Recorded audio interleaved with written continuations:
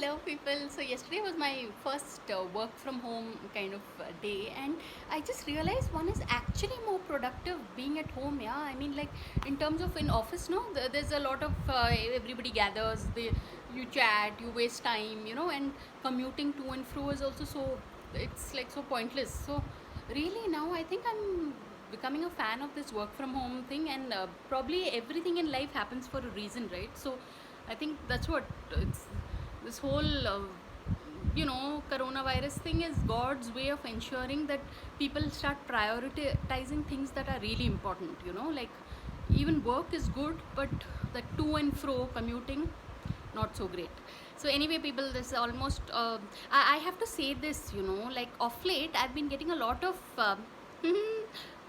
trolling. I'm becoming famous, like I'm getting male trollers, female trollers.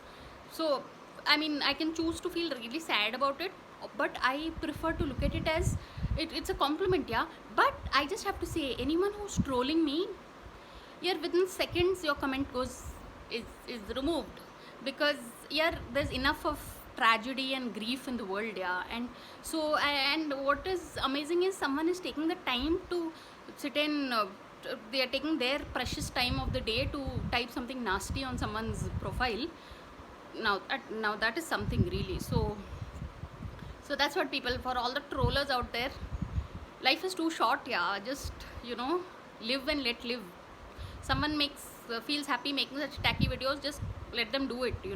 Why concern yourself with typing out? They type out essays, some of them. It's quite amusing. So anyway, I won't give such people more of my time on this video. So, but really, people, on that note, just stay happy, yeah, because all these celebrities also who, you know it's that feeling of being low and all that finally drives one to do all kinds of things, right? So I think it's our moral responsibility to make sure we don't make someone feel low, for whatever reason. So really, early morning gyan. But on that note, thanks for watching, and please subscribe.